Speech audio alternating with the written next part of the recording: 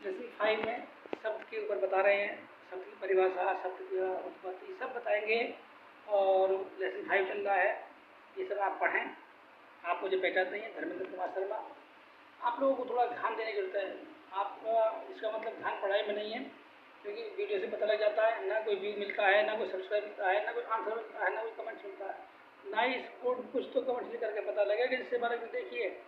इसका मतलब आप लोग ध्यान नहीं दे रहे हैं। पढ़ाई पर ध्यान दीजिए और हमें भी पता हो जाए। जैसे केवल एक कोई बंदा देखता है, कोई कभी कभी नो व्यू आता है लिखा हुआ, इसका मतलब आप लोग पढ़ाई में ध्यान नहीं दे रहे। देखिए बार बार हम बार बार रिविजन करा रहे हैं, बार बार पढ़ा रहे हैं, आप लोगों का मन पढ़ाई में नहीं है। बिना पढ़े क्या है, ज्ञान कैसे होगा? इसलिए सुने, समझें और सुने अच्छी तरह से। शब्द की सविस्तार व्याख्या बता रहे हैं। सविस्तार तो शब्द की परिभाषा बता दें पहले। हिंदी में शब्द की व्याख्या विभिन्न प्रकार से की जाती है। कुछ विद्वानों के अनुसार अक्षरों तथा वर्णों के समुदाय को शब्द कहते हैं। शब्द एवं उसके अर्थ को ध्यान में रखते हुए शब्द की व्याख्या इस प्रकार करनी चाहिए। व्यक्ति के विचारों के प्रतीक के रूप में उच्चारित की जाने वाली ध्वनियों के समूह अथवा संकेतों को शब्द कहा जाता है। क्या कहा जाता है? शब्द कहा जाता है।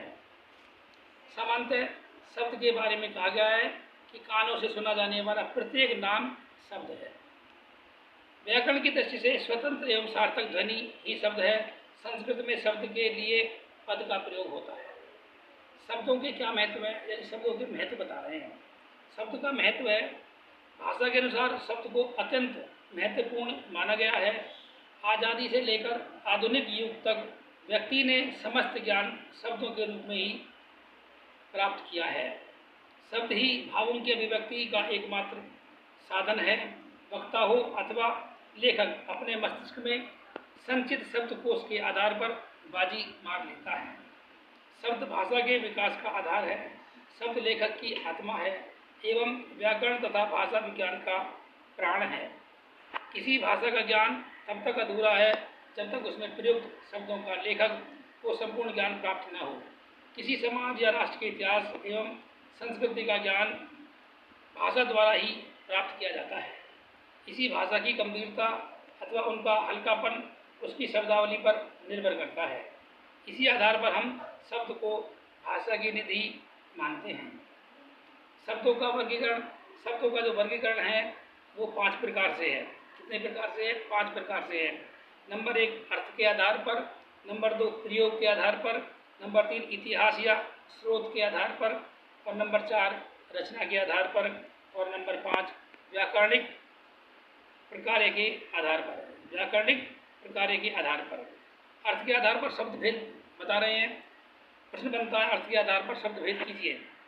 तो अर्थ के आधार पर शब्द भेद है, ये भी 5 प्रकार के हैं। एकार्थी शब्द, अनेकार्थी शब्द, समरूपी भिन्नार्थक शब्द, पर्यायवाची या समानार्थी शब्द, और विपरीतार्थक या विलोम शब्द। पर्यायवाची शब्द का अर्थ लिखते हुए पर्यायवाची शब्द बता रहे हैं। एक अर्थ को प्रकट करने वाले अनेक शब्दों को पर्यायवाची या समानार्थी कहते हैं। प्रत्येक भाषा में ऐसे शब्द हुआ करते हैं। हिंदी में जल को नीर, वारी, पानी भी कहते हैं।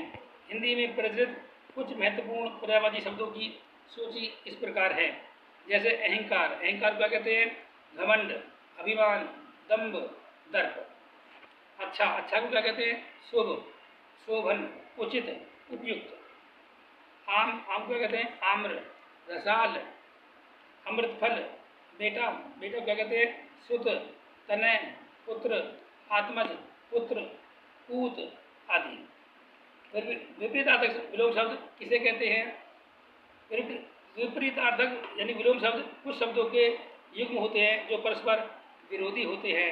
ऐसे युग्म विलोम या विपरीतार्थक कहे जाते हैं।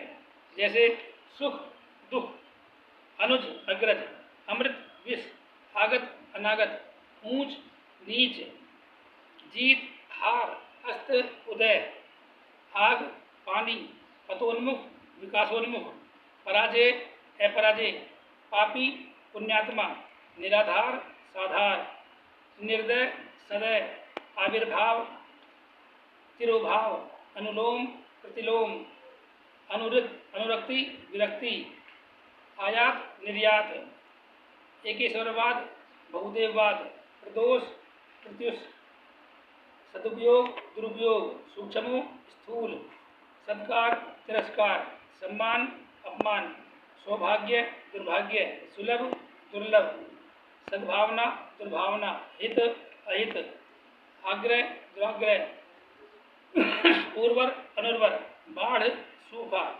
शीत, उष्ण, संकीर्ण, विस्तीर्ण, सक्षम, अक्षम, विलंब, अविलंब, लुप्त, व्यक्त, सौम्य, उग्र, वसंत, पतझड़, हिंसा, अहिंसा, घात, प्रतिघात, गमन, आगमन, कपटी, निष्कपट, जड़, चेतन, सहयोगी, प्रतियोगी, सृजन, विनाश, पुरस्कार, तिरस्कार, गुरु, लघु, उत्तरायण, दक्षिणायन, भूतकाल, भविष्यकाल, शोभनीय, अशोभनीय, विस्तृत, संक्षिप्त, शिथिल, स्फूर्त। ये थे विलोम शब्द, विपरीतार्थक।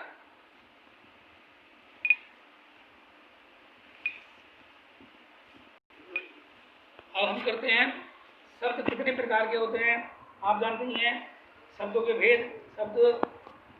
शब्दों के दो भेद होते हैं, ध्वन्यात्मक और वर्णात्मक। ध्वन्यात्मक शब्द वे शब्द होते हैं जो स्पष्ट सुनाई नहीं देते और न ही स्पष्ट रूप से समझ में आते। वर्णात्मक शब्द वे होते हैं जो शब्द पृथक अक्षरों से बनकर पृथक पृथक रूप में सुनाई देते हैं। उपयोगिता की दृष्टि से मानव जीवन के लिए ध्वन्यात्मक शब्दों की अपेक्षा वर्णात्मक शब्दों का अधिक महत्व है। वाक्य की व्याकरण संबंधी विशेषताएं बताइए। तो वाक्यांश व्याकरण के अनुसार वाक्य तीन प्रकार के होते हैं, सरल वाक्य, मिश्रित वाक्य, संयुक्त वाक्य। सरल वाक्य में एक ही प्रक्रिया होती है, जैसे गोस्वामी तुलसीदास ने रामचरितमानस की रचना की, रविन्द्रनाथ टैगोर ने राष्ट्रगान की रचना की।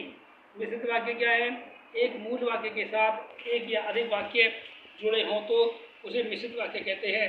जैसे घंटा बजते ही अध्यापक कक्षा में आ गए, विद्यार्थी उठकर खड़े हो गए और अध्यापक को अभिवादन किया।